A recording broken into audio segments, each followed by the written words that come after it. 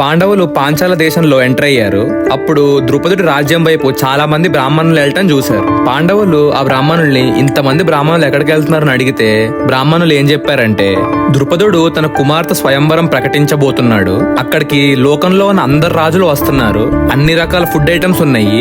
అలాగే భారీగా ధనాన్ని దానం చేయబోతున్నారు. అక్కడికి వెళ్లి ద్రుపదుడిచ్చే విందంతా ఆరగించి ఆఖరికి ఆ సౌందర్య రాశి స్వయంవరంలో ఎవరిని పెళ్లి చేసుకుంటుందో చూడటానికి వెళ్తున్నాము అని చాలా ఆతృతగా చెప్పారు. అదంతా విని పాండవులు బ్రాహ్మణులతో పాటు స్వయంవరం దగ్గరికి వెళ్లారు. స్వయంవరం మొదలైంది. బ్రాహ్మణులు చెప్పినట్టే చాలా మంది రాజులు వచ్చారు. గ్రౌండ్ మొత్తం జనాలతో నిండిపోయింది. పాండవులు ఆ బ్రాహ్మణుల మధ్యలో నుంచొని చూస్తున్నారు. ఈ స్వయంవరం చూడటానికి కృష్ణుడు బలరాముడు కూడా వచ్చారు.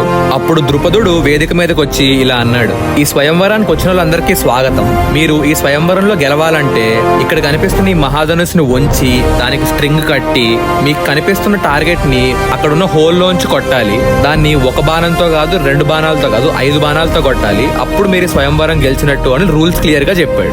అదే టైంకి దృష్టద్యుమ్నుడు ద్రౌపది చేయబట్టుకొని అక్కడ తీసుకొచ్చాడు. ద్రౌపది చాలా ఆభరణాలు వేసుకొని చాలా అందంగా రెడీ అక్కడికి వచ్చి కూర్చుంది. దృష్టద్యుమ్నుడు స్వయంవరంలో పాల్గొనడానికి వచ్చిన వీరులందరినీ చూశాడు. వాళ్ళు ఆహ్వానించిన క్షత్రియులే కాకుండా చాలా మంది వచ్చారు. అప్పుడు అతను ఇలా అన్నాడు, స్వయంవరానికి వచ్చిన అందరికీ స్వాగతం. మీ అందరికీ రూల్స్ క్లియర్ గా అర్థమయ్యాయి అనుకుంటున్నాను. ఇక్కడ కనిపిస్తున్న మహాధనుస్సుని వంచి దాన్ని నారి బిగించి అక్కడున్న టార్గెట్ ని హోల్లో నుంచి 5 ఆరోస్ తో కరెక్ట్ గా టార్గెట్ కొట్టిన వీరుడే గెలుస్తాడు.